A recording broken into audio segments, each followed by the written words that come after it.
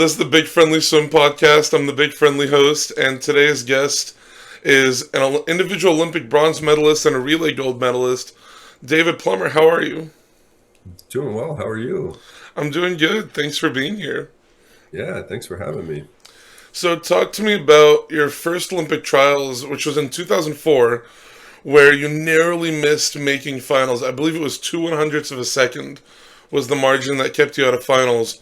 And walk me through the progression of the four trials you went to and how each one sort of affected your future differently for the 4 years after.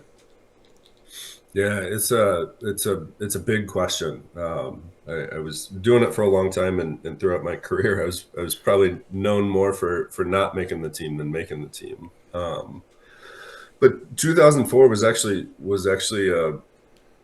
it's one of those ones where, like, looking back on it, it's like that was a pretty great race, to be 18 and to finish ninth. Like that's a pretty great race. But at that moment, it didn't feel like that, right? It felt like I had kind of missed a big opportunity, and I think that really kind of played into how I approached 2008, because the goal was to get into that final. I don't know if at that point I really had the confidence to say I had the ability to make the team, but I knew I could get into that final. And I think I probably swam a little worse in the final because my goal was really just to get there. So I think, from there moving on, it was like, if I'm going to keep doing this, I'm not doing it to make the final, right? I'm doing it to compete internationally and have a shot at the Olympic team. So that kind of mindset, I always say, like, I think people equate my career with resilience. I think I was just a slow learner, like it just took me a long time to kind of figure this stuff out.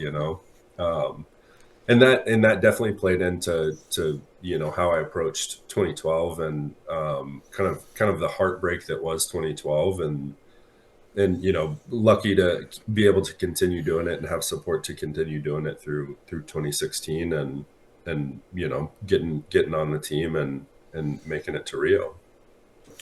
I think like U.S. backstroke, people talk a lot now about the women's U.S. backstroke because it is insanely deep. Like, I think last year, like the trials final in the 200 bag, eighth place would have been eighth at World Championships. Yeah. Like, it's ridiculous how deep it is. But I think Yeah. people are forgetting in recent years, like, how insanely deep men's backstroke is, and how, like, for the past, like, 40 years, it's been a fight just to even make the team. Yeah. Yeah, for sure. I think when I missed it in 12, I went fast enough to win a bronze medal. It's like it just chose the hardest possible Yeah. way to try to make the team, you know what I mean? Yeah. But it's kind of a cool to be a part of that tradition. There were one of the coolest things about the whole process was in 2016. So we get to Rio, and a number of those backstrokers that had competed in 12 and 8 and 4 and way earlier actually wrote us letters. They wrote Murph and Pebbly and I letters of just like, congratulations, sort of uphold the traditions, we're proud of you. So that was really kind of a cool thing. And I don't know if anybody knows this, but I actually got a letter from Matt Grievers, and still remains one of the coolest things that I've ever gotten, because he missed out on the spot when I made it. It obviously says a lot about his character to then be like, hey, you're representing us, like, that's awesome, be great out there. So just an awesome experience, and cool tradition to be a part of. I when I met Matt Grievers in 2018, I remember just being like fully in awe. Because I mean, I'm 6'4", so like I'm tall, and I'm sitting there like, hello. He's like a 6'10" giant, but like he Yep. is the gentle giant that everybody says he is. Like Yeah. he is the nice guy that everyone says he is. Yes. As long as you're not racing it. Yes. Yeah. Yeah. What does it mean for you now to like be a part of that legacy? Like now that your career is done, what does it mean for you to be a part of that legacy and watch like the upcoming athletes in U.S. backstroke?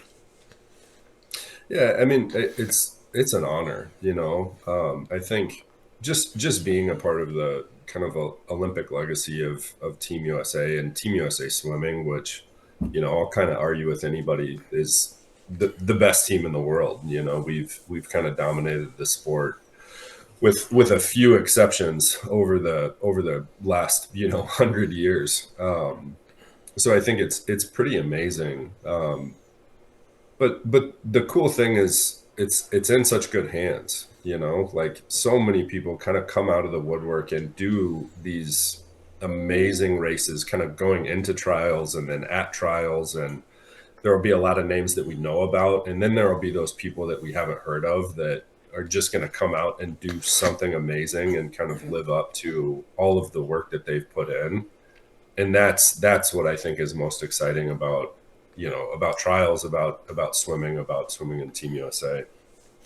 I remember in the Tokyo Olympic trials, I don't think anybody had it on their radar for. I mean, maybe Hunter Armstrong and his coach did, but I don't think anybody had him on their radar to go 52-3 and make the team. Like that, Yeah, it proves your point exactly. That like you never know who could come out and make the team and throw down a really really good time. yeah, yeah. It's those are the best stories, and the best races to watch, right? Where it's something you have no idea it's going to happen, and then it happens, right? And I think that's one of those cool things that I haven't coached much in the last few years, but it's one of those things I always said when I was coaching, like you can't predict the future, right? That's why sport overall is so exciting. That's why we watch, right? Because nobody knows what's going to happen.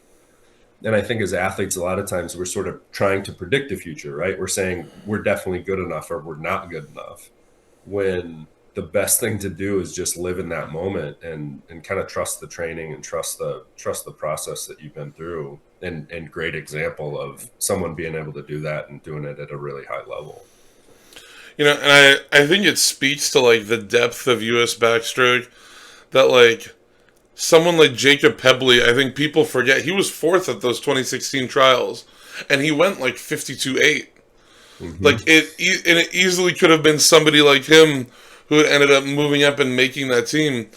But like probably I'm blanking at 2021 trials, but there was probably two or three other people who went 52 and probably would have had a shot at medaling. Like it's Yeah. insane how deep that field is every single year. Yeah. Yeah. That's one of the things I think about a lot.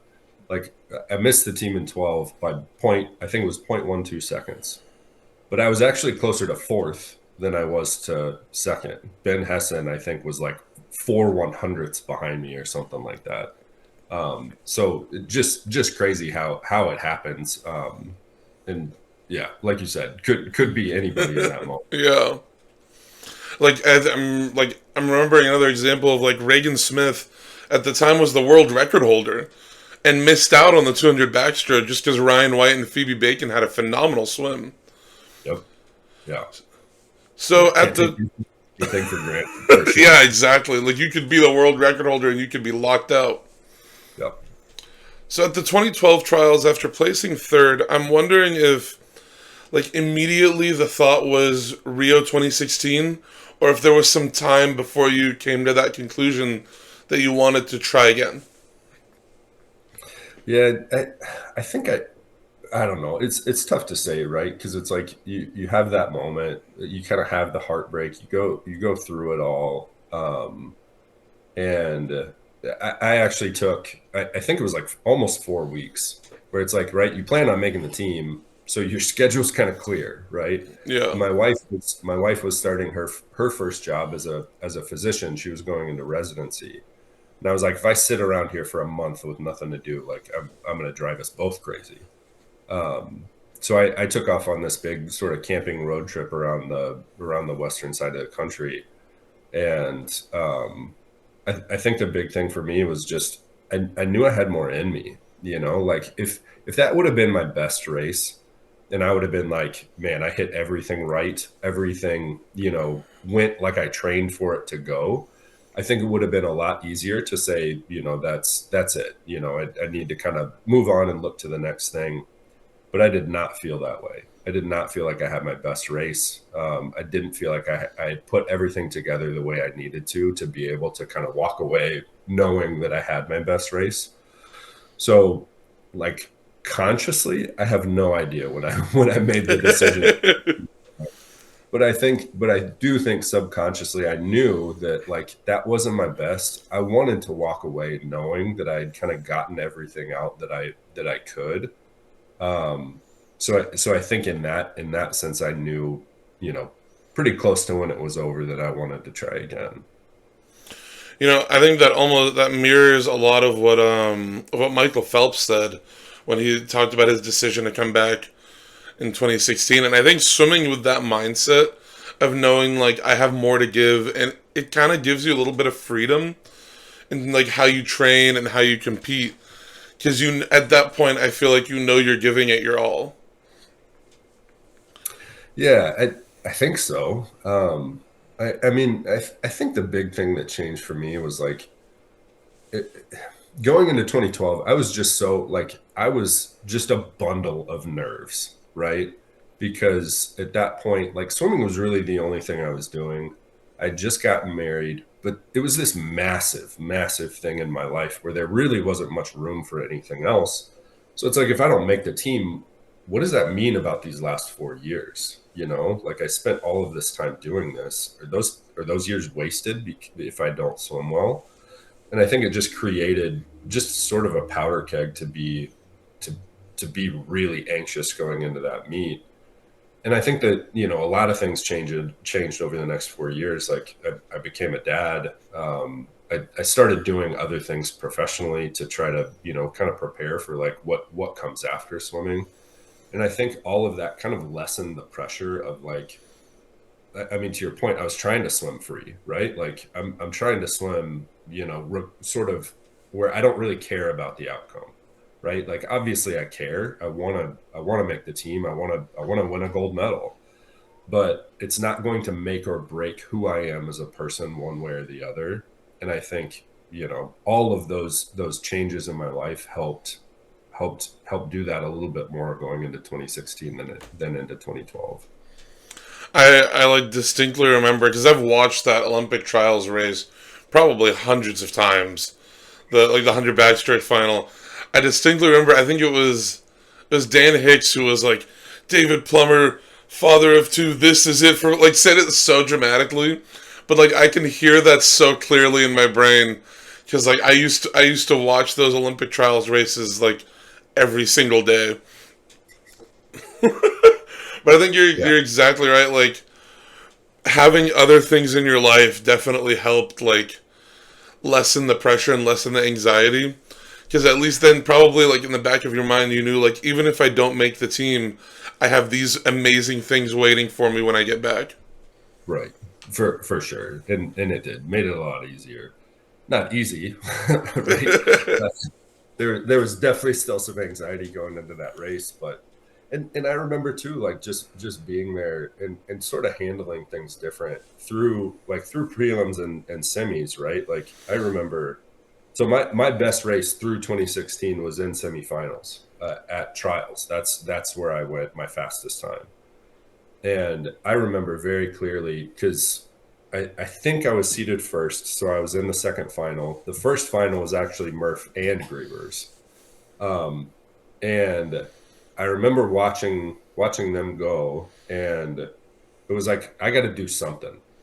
Like I got to do something to kind of put everybody on watch that I'm like I'm ready. I'm ready to go. I'm ready to make this team, and you're gonna have to beat me. It's not the other way around. And I think just doing some of those things made some like confidence clicks in my head of like, no, I'm ready. I'm ready to make this team. Like I've done everything I need to be an Olympian and to go and to get that spot and luckily it all worked out. I like while going back and doing research for this interview, I like ended up scrolling through the comments section on SwimSwam from like 8 years ago, from the night of that semifinal, and like I think you hit the nail on the head. Like the wanting to make that statement, people noticed. Because like Yeah. every single comment was like, David Plummer's gonna get the world record. David Plummer's gonna get the world record. People are gonna have to beat him for that second spot. So I think like the goal ended up paying off of you ended up making that statement and making the team the following night. Yeah. And I don't know, like I go back and forth on it, right? Of like, did I have to do that? Did I have to put like all of that in? I could have gone a little bit a little bit easier to like make it into the final, right? And then have a little bit left, but I don't know. It's hard to know exactly how to do it, and it's hard to argue with the results. As much as it was like the goal was win gold and break the record, it's to get that close, I'm okay with it in Yeah. the long run. I'm okay. So talk to me about the emotions, like when you touched the wall, like walking you through how long did it take you to realize that you had gotten second and that you'd made the team, and what it meant for you to finally reach that Olympic qualification 12 years after barely missing the Olympic trials final. Yeah, it's kind of a crazy thing, right? Like I was thinking about it coming into this, like I had been swimming competitively for 25 years when I made the team. Like I started at a really young age and it was a dream, right? From being a little kid. And it's just sort of shock, right? It's just sort of shock. You look up and you're like, oh, I did it. And the rings are next to your name, right? And it's like, man, I did it. And you kind of right then it's like a whirlwind through the evening. You go through the interview, you go through kind of seeing all your teammates, you go through the drug testing, you do all of those things, and I was like, I'm going to get all of this stuff done so that when I leave the facility and go see my family, I can just be done for the night, and make sure I've done the things I needed to do to be done for the night, and also be ready for tomorrow because I got to keep training, right? um, and so I go through all of this. I finally see my family outside, and it's like, my wife, my kids, my mom, my brothers, my in-laws, like old friends from high school, like everybody's there, and I have this kind of just wonderful moment. And I don't think it really clicks until my oldest brother, later on that evening, is where like sitting at dinner. It was like, so where are you going to get the Olympic rings tattoo? And I was like, oh, I gotta get the tattoo, and it's like I made it. So it is. I think it's such a whirlwind. It goes so fast, that I don't think it registers right away, and it took a few hours for it to really land that it happened. I when I got the email that I had been accepted for Olympic trials media credentials, I was sitting in a Chili's with my friend, and I Yes. just went, "Oh my god!" like 30 times. And in the back of my mind, like it still hasn't fully set in, because I'll be like, "Oh, I need to plan out like when I'm gonna watch Olympic trials so that I can be on my computer making videos for it." And then I'm like, "Wait a second, I need to plan out my flight to Olympic trials." So I get that mindset of like it doesn't fully set in, like something happens and it sets in, and it's usually Right. like something really random, like when your brother asks you. But it's Yeah. funny how the brain works, how like it processes success. Like it just kind of can't, like you can't process it for a second, especially when it's something you've been trying to reach for so long. Yeah. Yeah, I really think there's something to that. Like it sort of, your brain sort of immediately turns the page. It's like, all right, we're preparing for the next Yeah, thing, right? It's like maybe I could take a second and yeah, enjoy this. yeah, exactly. So navigate for me like how the trip went from Olympic trials to the Olympics, and then what it meant for you to come away from the Olympics with not only an individual medal but a relay medal as well.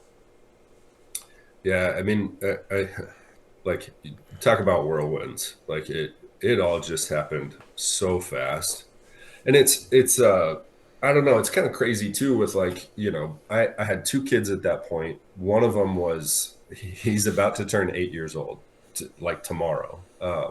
So he was weeks old when I made the team, and I remember like, so I made the team, that night. I right finally get to hang out with my family. I'd been in a hotel room on my own, and our 3-year-old was sleeping with us, and we kept him up real late because we were out, at dinner and that kind of stuff after the meet. And he just laid there for another hour and just kind of kicked us and rolled around. And, like, you go from like, I made the Olympic team to like, man, I'm a tired dad and I just want to sleep. And that's kind of like the whole process, right? Like, you get to come home. Thank goodness we got to come home for a week, and I got to be with my family for a little bit longer, just because, I always say my wife is a saint for being able to kind of take all of that on, as I was going through all of this craziness. And you kind of get back to reality, right? Of like, I'm just training, I'm hanging out with my family. And then you go to training camp, and we go to Texas, and we have an open practice where like thousands of people show up. And it's like, what in the world is my life? Like, how did this change so significantly? And then we go to Atlanta, and things get more intense, right? And we don't have open practices, and you're kind of getting ready for the whole thing. And then you fly on this fancy charter jet, and then you get there, and you're like, the food sucks. So it's like, it kind of like bounces up and down, right? And your goal is to Yeah. try to keep it sort of as middle as you can, and kind of controlled. And I think I did that okay. Um, but it was difficult. Like, I see why people have a really difficult time being at their best at their first Olympics, because it is so different from, it was so different from world championships. It was so different from anything else I'd competed at, because all of a sudden, sort of, the media attention is real, right? It's like what, NFL players are dealing with every day. It's And the and one we go. time people actually pay attention to swimming. Totally, right? And in a really weird way, right? And like, anything you post on social media will be the most seen post Yeah. you've ever had, and it's not even close, right? So there's like all of this stuff, all of this shiny stuff that you can kind of put your attention to, and you need to do some of that, right? Like, you shouldn't just completely shut off, right? And athletes have a chance to monetize a little bit at this time more than any other time. And if you can do it, like, that's what you should be doing. But you got to stay focused on the outcome as well. So I don't know, when I think back on that time, it all went so quick. It was such a whirlwind. I think I'm very grateful that it turned out the way it did. Are there times where I'm like, I could have swam faster? Absolutely. I could have had a better race in the finals. I think there's some things I could have done differently, just in my own more mental preparation than anything else. But to be there, to be on the podium, to be up there with Murphy, to have two Americans on the podium like that, that's dream come true stuff. So I am very, very, pleased and happy and proud of my career. Um, Again, you always kind of wonder what if, but at the same time, like, dream come true stuff. And I think that podium with you and Murphy, I think that was, off the top of my head at least, it was at least the fifth time in a row where the U.S. had put two guys on the podium in either the 100 or 200 backstroke at the Olympics. I can't remember earlier than 2000. I'm amazed Yeah, that I can remember even to 2000. But yeah. I think that was the fifth Olympics in a row that the U.S. had managed to put at least two guys on the podium in either the 100 or 200 backstroke. Yeah, I'm pretty sure that's right. I want to say we were the sixth Olympics in a row with two Americans on the podium for the 100 back. I'm not 100% on that, but I think it was six in a row. I'm blanking on who it was in 1996, but like I remember in 2000 it was like Lenny Kraselberg and Aaron Piersol, and Yep. then it was Aaron Piersol and Griever, someone, and uh, Grievous. that was in 2008 though, right? 2008. Yeah, you're right. So In I'm '04, blanking on who it was in it was '04. Lenny. It was Lenny. Yeah, Yep. and Yeah, I think then they switched, but yeah, Piersol won, and Lenny got second. But yeah, it was still same guys. Then yeah. it was Piersol and Grievers. then Grievers and Thalman. I want to say in '96 it was. I'm pretty sure it was Jeff Rouse, Hold on, I but I'm can having a hard time remember who was second at trials. just so that we know, I can look it up. It was it was Jeff Rouse, and then Trip Schwenk Trip got Schwenk. No, fifth, no, 55-30, right out of getting a medal. yep. So this was something I've been like. It was on my list of if I ever got to do an interview, because I have a list of people who are like the dream interview, like people who I've wanted to interview since I have had the opportunity to interview anyone. And this has always been on the list because this has been something that I've followed, not necessarily to follow to try to make the Olympic team, but followed just in my own swimming career through high school and college. But I'm going to read you a passage from your retirement letter. And I'm wondering if you can talk about how this mindset came about to help you throughout your career. So it's to the next generation who aspires to be on that team, I'd like to say this. Don't do it for anyone else, and if you can imagine a happier life away from swimming, don't do it at all. But if you have to do it, I mean deep down can't see yourself doing anything else, then give it your whole heart. Because while swimming will at some point break your heart, the race is something truly great. It will reveal what you are made of, and it is worth your time and effort.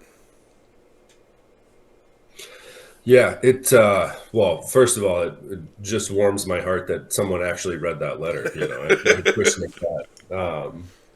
But I think this encapsulates a lot of things that I believe about the sport, and especially as you get towards, maybe not the highest levels like of international competition, but just your highest levels, right? And what that means for you.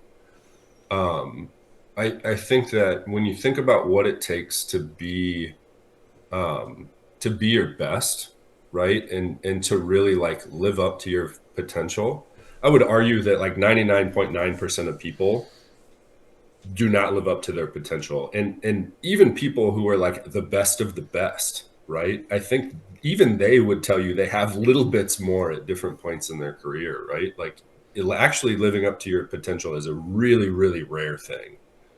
Um, and I think that's where it's like you got to be honest about what this takes. You got to be honest about, what's going to have to go into it for you to approach that level. And and I think in some ways it is so worth it. It is so worth it because like I said, racing I think is it's the best. It's the thing I miss most about swimming, like racing and seeing where you're at and seeing what you can do and how you measure up against the people that I mean, like I went through race breakdowns of so many other people, right? Like I knew exactly what they were capable of, and to see how like where am I at 15 meters compared to Murphy, who's amazing to 15 meters, right? Like where am I in holding my tempo next to some of these other guys who are really good at it, right? Like there's all of this fun, exciting stuff that kind of comes out of racing that's the best. But I'm a firm believer that sport doesn't necessarily create great character. I don't think that that's a natural thing that comes out of it. I think it's a great place to teach great character. I think more often it reveals what you're made of at that point in time. It reveals what you've put into it. Um, so that's where it's like if you can find another way to do this, especially if you're doing it for a living, there's easier ways to make a living, like and way more lucrative, unless your last name's Phelps or Ledecky.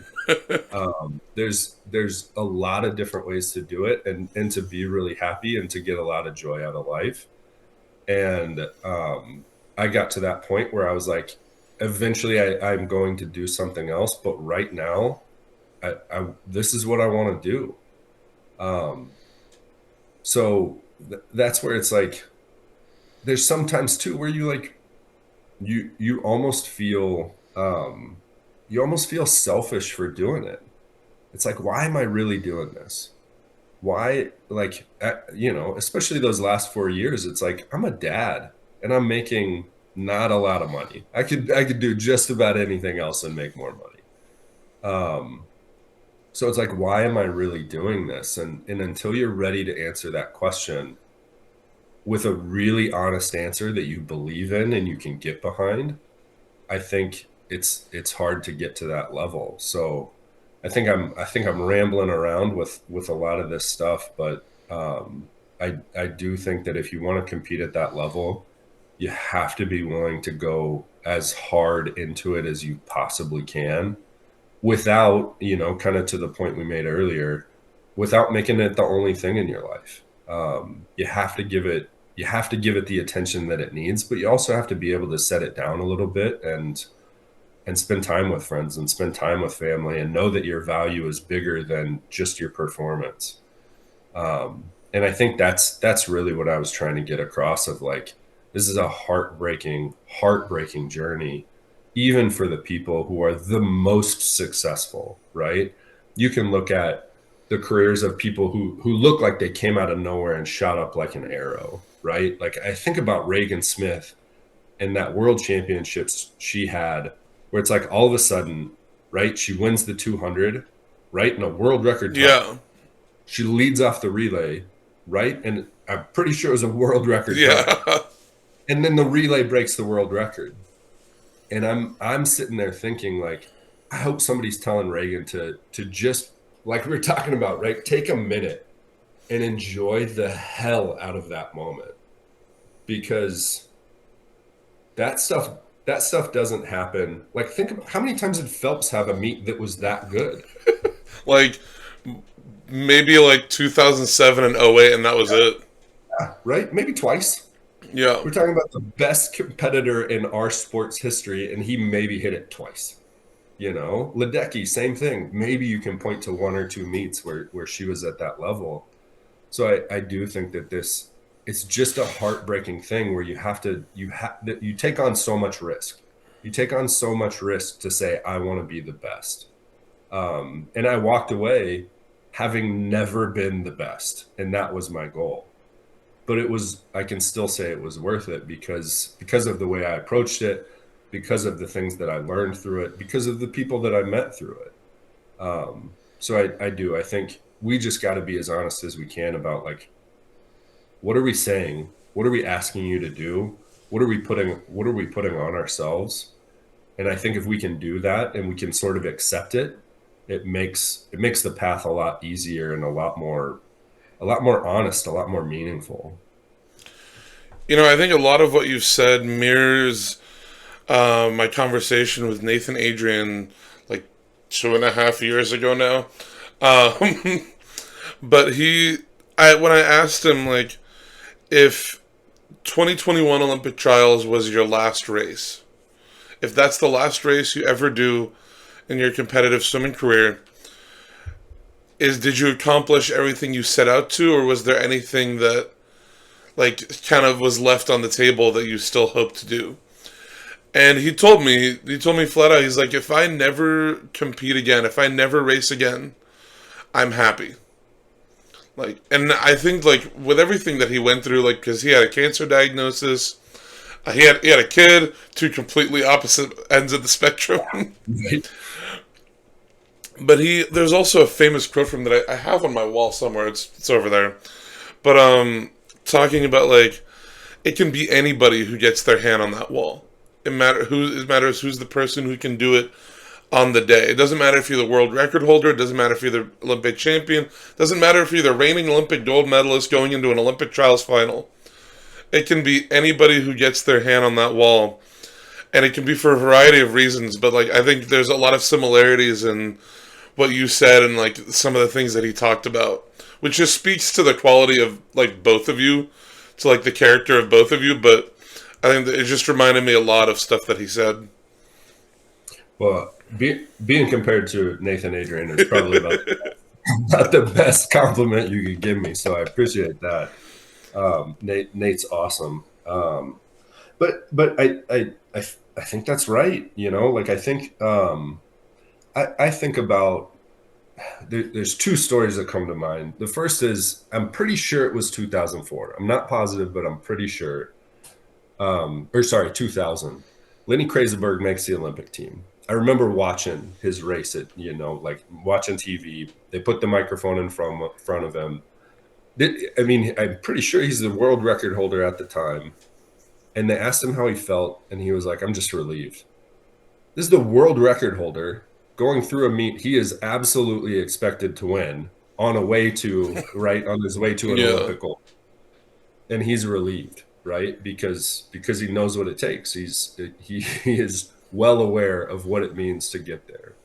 But the other story that always resonates with me, I got to go to trials in 21 for just a couple of days, and I as a member of the USADA board, I got to be on deck, and I ran into Piersol, and we were talking for a minute, and he was just saying, like, paid me a really kind compliment of like, you just did it late in your career, which I was always impressed with. But as we were talking, he told me that it's just this amazing thing, right? Racing, and like what it really means. And like when you're at your best, it's almost like a lightning strike, right? Because so much goes into it. And there's only so much of it we understand perfectly. Like if you get into the physiology, the psychology, and all of these external factors that go into a competition, it's really like there's only so many controllables. And the thing that really landed it for me was, I don't remember what year he said it was, but he was like, the best thing I ever did was not in a competition. It was in a practice leading up to, like in a camp leading up to trials or to the Olympics. And he was like, one day I just did something that I was like, that's the best thing I've ever done in the water. And he was like, and that's more than any world record that I set, more than any gold medal that I won. I was better on that day than any other day. And it's like, we can do all we can to control everything that we can through the process, but Nathan's right. Like it's all about that day and what happens and where you're at on that day. That almost feels like stumbling into like the Yoda of backstroke and him just imparting wisdom on you just on the spot, and you're like, but that is the Exactly what image it's that I like. get. Yeah, the image you gave me in my head is just like stumbling into like literally like the Yoda of backstroke, and him just being like, "Let me give you this piece of wisdom."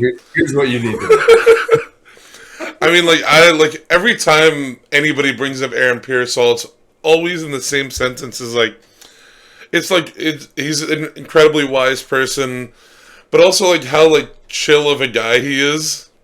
Like, Piersol 100% of the time looks just like he just got off of a surfboard. Like that's what it was always like. Like one of my favorite stories about him. So I was really good, got really close with Jack Roach later in my career. Amazing coach, amazing guy, and he and Piersol were really close. And they're at like a world championships. And Piersol is like, no joke, like probably in the middle of a deck change, right? Like he hadn't even yeah, put on his suit yet. And it's an outdoor pool, and he's like, God, this is just such a beautiful night. Like, how cool that we're just able to like come here and compete. And Jack's like, you need to be in the ready room, like right now. Like they are calling for you. And Piersol's like, God, just awesome. Man. Just love this stuff. But like that ability to kind of maintain that mindset and then just be a cutthroat killer yeah. for a while is unbelievable. It almost reminds me of like I think a lot of people have compared like distance swimming to like you have to be like a laid back guy to be a really really good distance swimmer. Like Bobby Fink, like when I met him at Golden Goggles, I was really surprised by like he was just he was what people described Aaron Piersol as. Like he's just totally chill. Like oh my god, what's the term?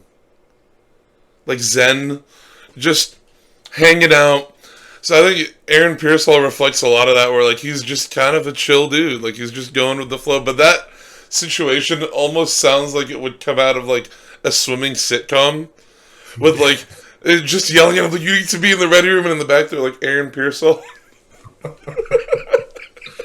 Yeah, just awesome the way it all plays out. Like right after that, just goes up and wins a gold medal, breaks the world.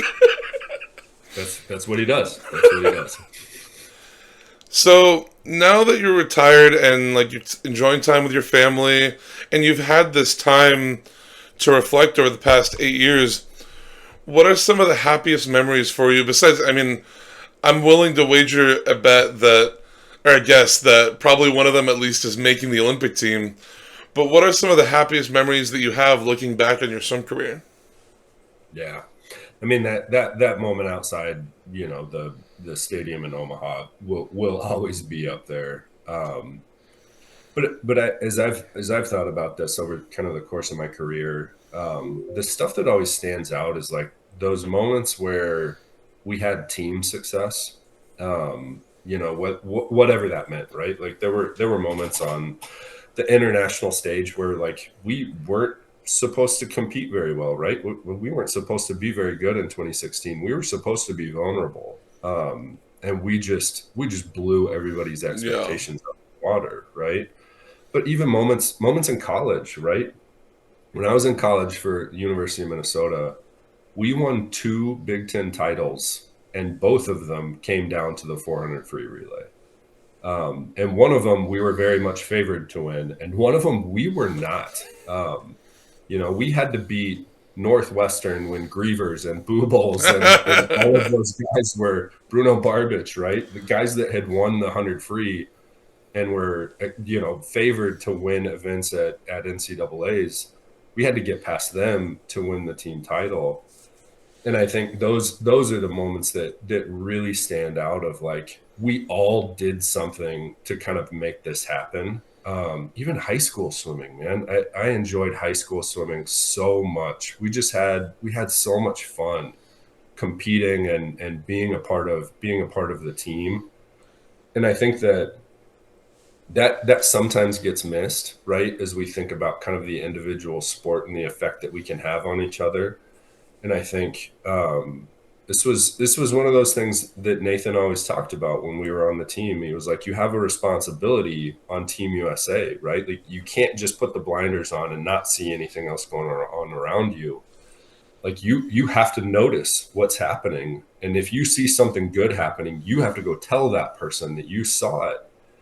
And like doing that kind of creates this culture of like, not only are you congratulating people when they do something well, but like all of a sudden people are congratulating you when you do something well, and that stuff just kind of builds on itself. It builds confidence, it builds camaraderie, and I do think that the NCAA system is one of the biggest reasons that we're successful on the international stage, because we look at it as a team sport. We think about it as being Team USA, and I think any number of moments where we had team success, like those really stand out as like just really, really fun moments that, yeah, wouldn't trade for anything. I think like doing all these interviews has, like, I've learned from the people I've talked to really appreciate those moments and to think back on moments like that from like, I mean, like I finished my college career like last year, but I remember like at our last meet, our women's team was seeded to maybe get fifth if they were lucky in our conference, and we had 8 women on the team.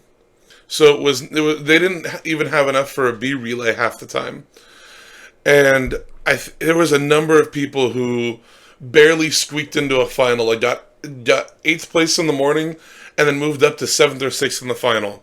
Or like my girlfriend got 8th in the mile when she was seated 13th. Like little things like that. They ended up getting, like, this is one of the best memories I have, was them cheering because they ended up getting 2nd place, 7 points ahead of 3rd, and it was a team that was like 15 or 16 girls on the team. So, like little things like that of like seeing over the course of 3 days, like trying to like mathematically do the math of like, okay, wait, this person needs to get this place, this person needs to get this place. But then even before that, like for me, I was a distance swimmer, unfortunately. Um, like I was mile 400 IM and one of the 200s on the last day. Like just a It's a tough brutal one. event schedule. But at my third year on the team, I was in the mile and I was racing in prelims because me and my teammate were seated ninth and 10th. And this is a guy he's 30 years old. He like his wife and his two kids were there, and he's about a body length behind me for the whole race. And my coach has a video of this, but about 200 yards left, he starts outsplitting me by about like a tenth of a second, 3/10 of a second. It starts building until we flip with like 100 left, or with a 75 left, and he's even with me. Like he's just slowly made up that gap. And even like going into the last wall, I was ahead of him. Or the last 5 yards, like at the flags in the video, I'm ahead of him.